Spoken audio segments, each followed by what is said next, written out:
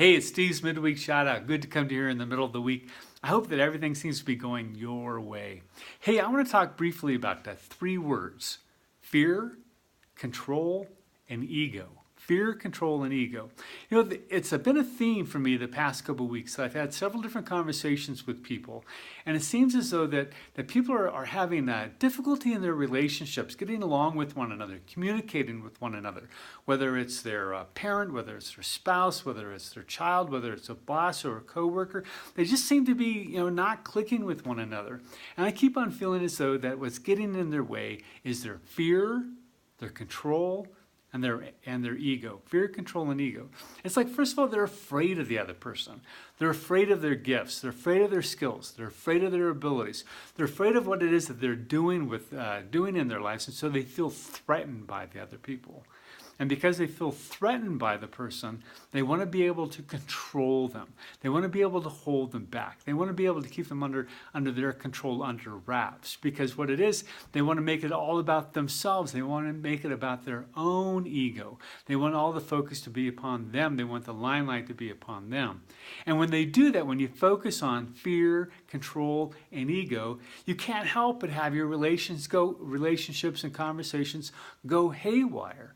So instead of focusing upon those three words, I really believe there are three other words that we need to focus on. The opposite of fear is courage. The opposite of control is empowerment.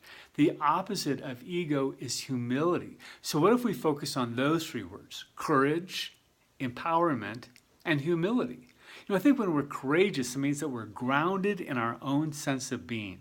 We're grounded in our own sense of self-worth. We're grounded in our own sense of skills and abilities. And because we feel grounded and we feel confident in ourselves, we feel courageous in our own sense of being, it allows us then to be empowering of other people. We want other people to experience the same sense of courage that we feel in our lives. And so we want to do everything we can to empower them, to allow their gifts and skills and ability to come to fruition. And then when you are able to empower other people, what happens is you begin to understand the beauty of humility. Jesus talked about humility. Actually, all the great world religions talk about humility, and the central place that humility comes into our lives. The limelight doesn't need to be upon us. In fact, I think there's no greater thing is to be around other people and allow them to shine. Do everything you can to help them be in the spotlight of attention, because sometimes it just feels so good to see somebody else just really enjoy life and enjoy what's going on with them, and knowing that you played a significant part of it.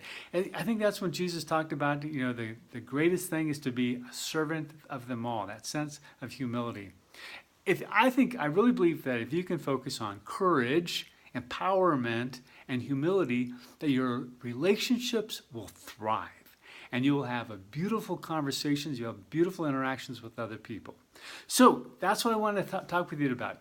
Go from fear to courage, go from control to empowerment, go from ego to humility. Hey, I hope you're having a great week. Take care. I'll see you on Sunday. Bye.